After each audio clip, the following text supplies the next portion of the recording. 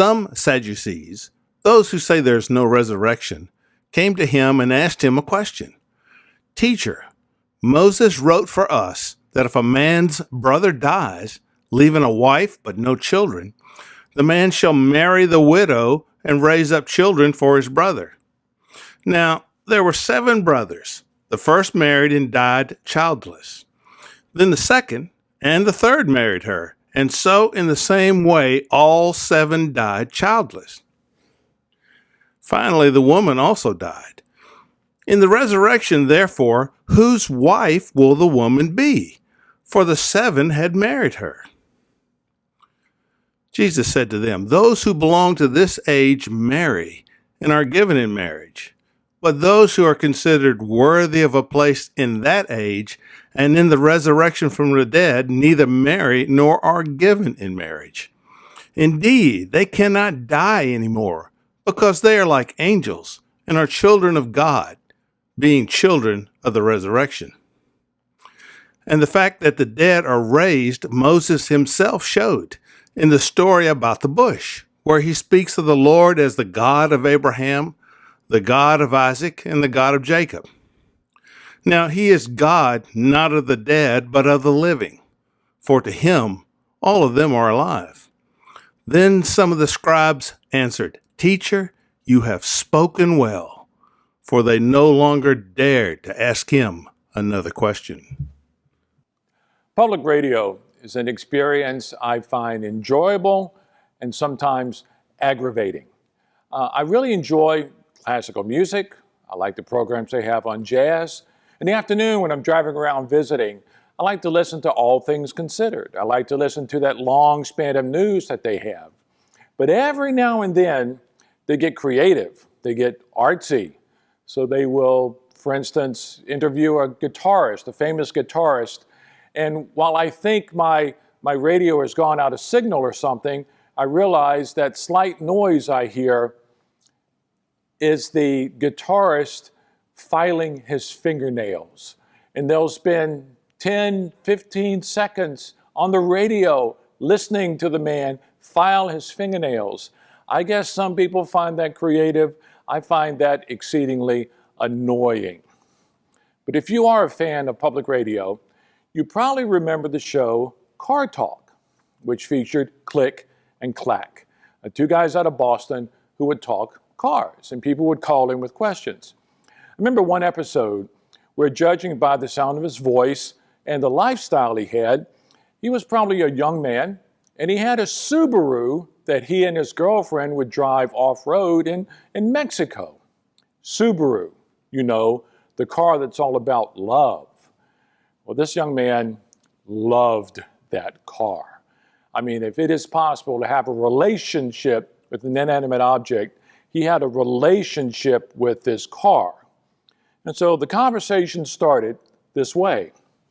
Driver, I had a flat tire, so I put a 16-inch wheel on the back. Is that okay? Car Talk, where did you get the wheel? Oh, it was lying out in the backyard last 4 or 5 years, so it fit and I put it on. Do you think that's okay? Well, Click and Clack explained to him that in his model Subaru, the tire was probably no more than 14 inches. It probably called for a 13-inch tire. And what he did was tantamount to taking a tractor tire off of a farm piece of equipment and putting it onto a pickup truck. And the guy said, so that's not a safe thing to do? And now my car is a little old, but I swear the speaker over on the passenger side sparked a bit when Click and Clack together said, no, it's not safe. But it gets better. Driver, okay, so on my last trip, the muffler fell off, and I tied it to the frame with some rope I found in the trunk. Is that okay?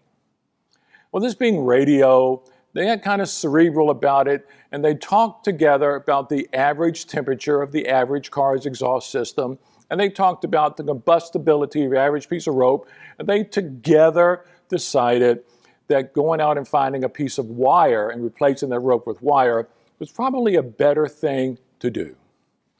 But then the conversation came to a, excuse the pun, screeching halt when the Subaru guy asked one of those questions that contains its own answer.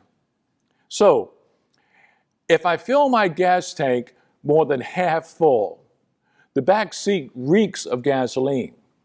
Is it okay if I just fill my gas tank half full? And giving up any ghost of a chance of prying this car from the loving embrace of this young man. He needed a new car, but he wasn't going to let go of this one. They said to him, yeah, that's probably a good idea. And the speaker over here that it sparked earlier now had a little undertone to it. But I swear, I think I could hear their eyes roll back in their heads as they told him that. Have you ever been with a person so focused on one particular thing, they just couldn't think of anything else? Ever known a person who wanted to hold on to something no matter how unsafe it was, no matter how impractical it was, they just wouldn't let go of it? You ever known someone like that? You ever been that person? There was a woman who had suffered greatly in a culture that attributed everything that happens to the blessing or the cursing of God. If a baby was born into the community, that was considered a blessing of God. If someone died unexpectedly, that could be interpreted as the fault of someone else's sins. There was a woman who had been through a succession of husbands, 7 of them, matter of fact. They'd all died. And now childless, we hardly have a time to grieve for her. In this somewhat cautionary tale that's presented to Jesus, we only have time for our eyes to well up, to consider the injustice of that sort of life. 7 husbands, they all die, when her situation is used as fodder to try to trap Jesus. Her life is used as a weapon in an arsenal to speak against the teachings of Jesus. After all the weddings, after all the funerals, the question is asked, in the resurrection, whose wife will she be? On the surface, I guess it's a narrow theological point. I mean, if you like to sit around and be a policy wonk talking about these sort of things, if you want to just sit around and talk theology, I suppose, I mean, why not? There is a question to be asked. If the words at a marriage mean anything, what God has joined together, let no one put asunder, what does happen when a marriage ends either through death or divorce or estrangement?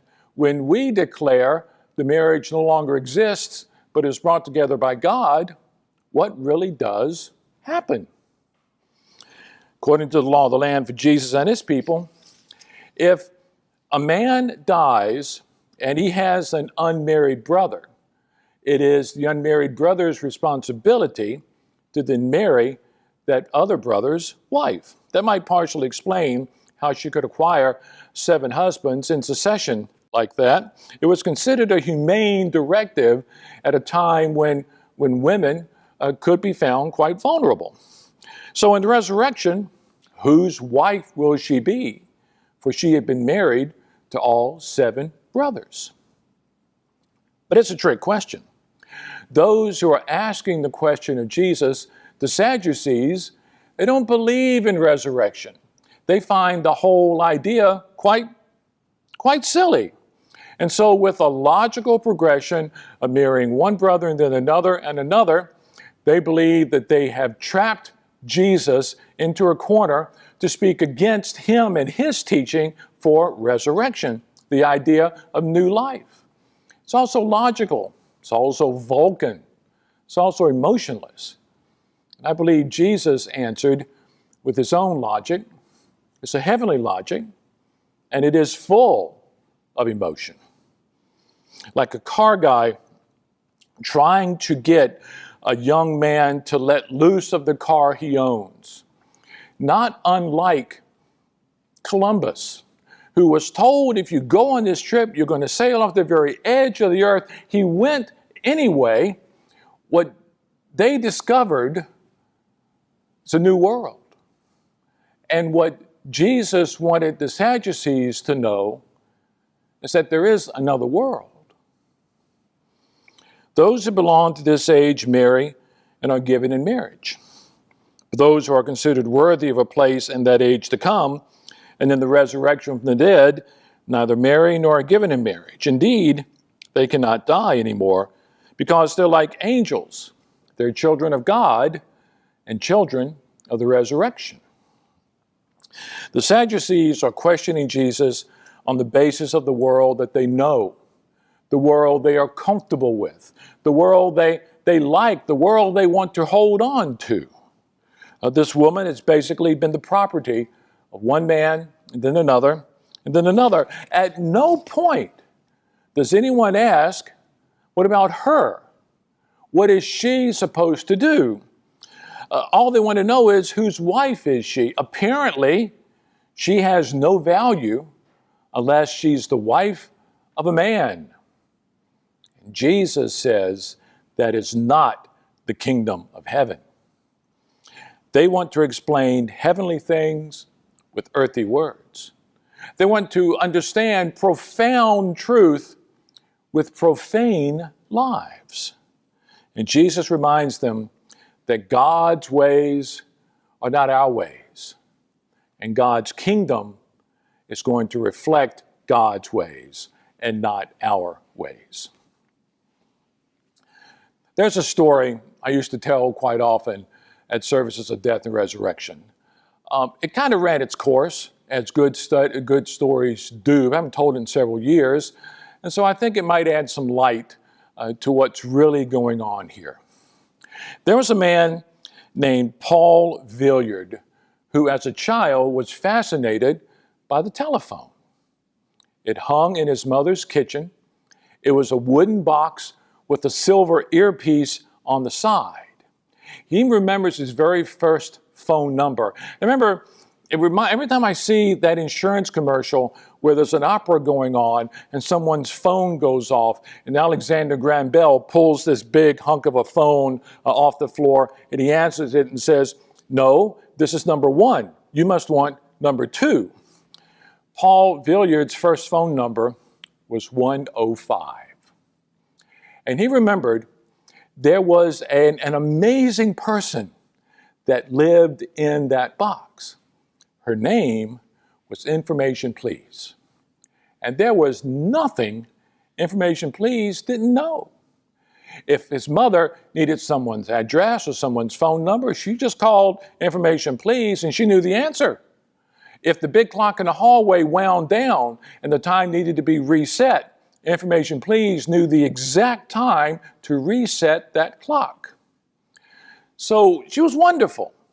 And Information Please and Paul Villiard became fast friends, and it happened entirely by accident. One day when he came home from school, there was always a little lag between him getting home and mom and dad getting home. He was playing, building something with a hammer, and he whacked his finger with the hammer.